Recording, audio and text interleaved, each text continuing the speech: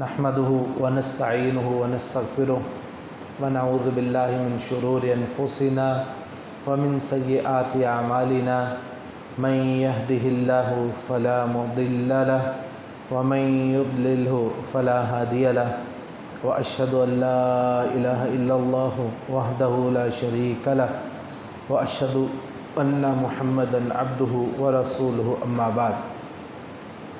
عزیزان گرامی، حضرت ابو ہریرہ رضی اللہ تعالی عنہ بیان فرماتے ہیں کہ نبی کریم صلی اللہ علیہ وسلم نے ارشاد فرمایا کہ ان المیت اذا وضع فی قبرہ، کوئی بھی شخص مرد و عورت فوت جب ہوتا ہے، جس وقت اس کو اس کی قبر میں رکھا جاتا ہے اور پھر اس پر مٹی ڈال کے برابر کر دیا جاتا ہے، انہ یسمع خفق نعالہم حین یولون مدبرین، لوگ جا رہے ہوتے ہیں، یہ ان کے قدموں کی چاپ اور ان کے قدموں کی آوازوں کو سن رہا ہوتا ہے۔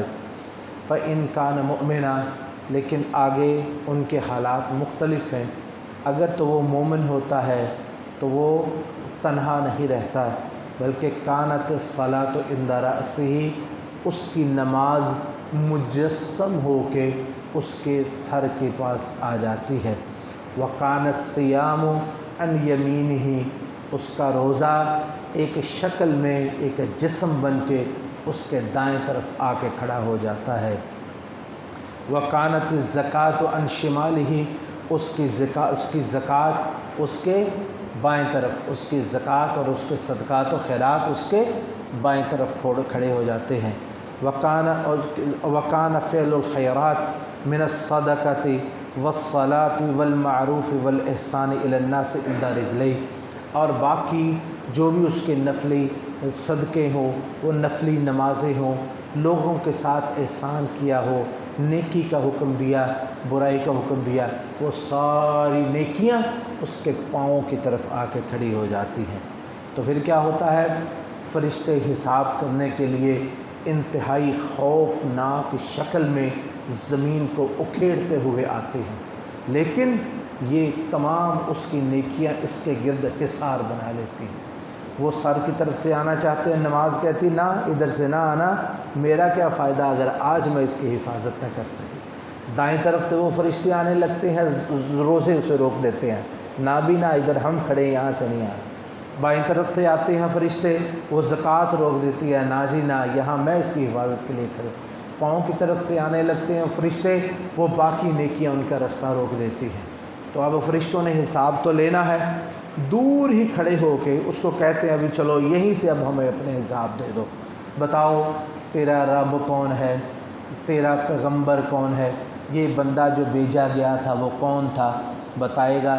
وہ شخص بڑی ہی خوشی سے، جب اتنی اس کے جلو میں اور اس کے ارد گرد اتنے حصار ہوگا اور اس کے اتنے باڈی گارڈ ہوں گے، کہاں اس کو گھبراہٹ اور کون سی اس کو پریشانی ہوگی، وہ بڑے آرام سے جواب دے گا، یہ محمد الرسول اللہ صلی اللہ علیہ وسلم جن کو اللہ نے بھیجا تھا، یہ میرا دین اسلام ہے، اللہ میرا رب ہے۔ وہ کہیں گے ہمیں تو پہلے ہی پتہ تھا، تیری حالت میں بتا دیا تھا کہ تو سارے سوالوں کا درست جواب دے گا، اس کے لیے جنت کا دروازہ کھول دیا جاتا ہے۔ یہ جنت کی ٹھنڈی ہوا اور جنت کی نعمتیں وہ دیکھے گا اور اس کی ٹھنڈی ہوائیں اس تک پہنچیں گی، وہ ایک دم بے انتہا خوش ہو جائے گا۔ پھر جہنم کا دروازہ کھولا جائے گا اور اس کو بتایا جائے گا اگر تو یہ سارے کام نہ کرتا نا تو یہ جہنم تیرا ٹھکانہ تھا۔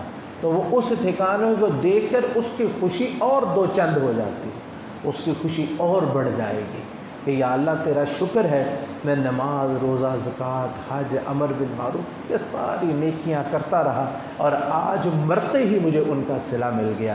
چنانچہ اس کو سلا دیا جائے گا، آرام سے میٹھی نیند کے ساتھ وہ جو سو جائے گا، اور روز قیامت اٹھے گا۔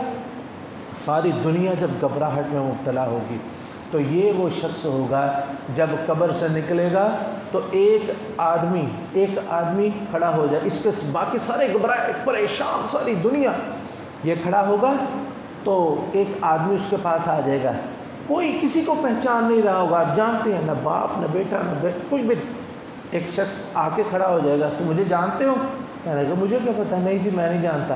وہ کہے گا میں تیرا قرآن ہوں، جو تو پڑھا کرتا تھا نا، میں تیرے ساتھ ہوں، چلو جی۔ اس کے بعد دو بدلیاں اوپر آ جائیں گی۔ یہ کیا ہے جی؟ یہ جناب آپ جو سورہ بقرہ اور سورہ آل عمران پڑھا کرتے تھے نا، یہ دو بدلیاں جو بادل ہیں تمہارے اوپر ہیں، باقی صدقات و خیرات اس کے اوپر سایہ فگر ہو جائیں گے، اور اس پروٹوکول کے ساتھ اس کو اللہ کے پاس لے جایا جائے گا۔ اللہ سے دعا ہے کہ اللہ رب العزت ہمیں اپنی زندگی کو اسی طرح گزارنے کی توفیق نصیب فرمائے، دنیا میں، قبر میں اور آخرت میں اللہ کی رحمتیں ہم پہ سایہ فگر ہوں۔ اللہ ہمیں ہر نیکی میں حصہ ڈالنے کی توفیق نصیب فرمائے، ہر برائی سے اللہ ہم کو بچائے، ہم کو محفوظ فرمائے، اور بیماروں کے لیے خصوصی دعا کریں۔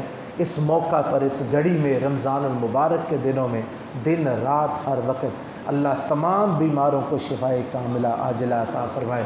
جو لوگ، جو بہن بھائی ہمارے بزرگ چھوٹے بڑے بیمار ہیں، اللہ سب کو عافیت سے نواز اور سب کی پریشانیوں کو دور فرما۔ یا اللہ یہ وبا جس نے ہماری مسجدوں کو ویران کیا، یا اللہ جس سے ہم بڑی پریشانی میں مبتلا ہیں، اللہ اس وبا کو ہم سے دور کر دے۔ اللہ ہم کمزور، ہم عاجز، ہم ناتواں، ہم بے کس، ہم بے بس ہیں، اللہ تو بڑا ہی طاقتور ہے، تیرے لشکروں کے سامنے کوئی نہیں ٹھہر سکتا۔ اللہ تو ہی ہے جو ہمیں اس سے نجات عطا فرما۔ یا اللہ ہمیں اس سے بچا، ہمیں محفوظ فرما۔ اللہ ہماری حفاظت فرما، ہمارے بچوں کی، ہمارے بہنوں کی، ہمارے بھائیوں کے، بزرگوں کی، اللہ سب کی حفاظت فرما۔ اللہ وہ طبی عملہ جو فرنٹ لائن پہ اس بیماری کے خلاف لڑ رہا ہے، اللہ ان سب کو محفوظ فرما۔ ہماری افواج، ہماری پولیس، ہماری انتظامیہ جو سارے اس معاملات میں ہمارے لیے گھروں سے نکلے ہوئے ہیں، اللہ ان سب کی حفاظت فرما۔ ہم عالم اسلام کی حفاظت فرما، پوری دنیا کی حفاظت فرما۔ اللہ ہم ہر خیر سے ہم کو حصہ نصیب فرما، ہر شر سے ہم کو محفوظ فرما۔ اللہ قرآن کو ہمارے دلوں کا نور بنا دے، ہماری آنکھوں کی ٹھنڈک بنا دے، ہمارے اوپر اس کا سایہ فرما دے۔ اللہ قرآن کے مطابق ہماری زندگی ہو، اسی کے مطابق ہماری موت ہو، ہر خیر میں حصہ نصیب فرما، ہر شر سے ہم کو محفوظ فرما۔ اللہم صلی علی محمد وعلی آل محمد کما صلیت علی ابراہیم وعلی آل ابراہیم انک حمید مجید۔ اللہم بارک علی محمد وعلی آل محمد کما بارکت علی ابراہیم وعلی آل ابراہیم انک حمید مجید۔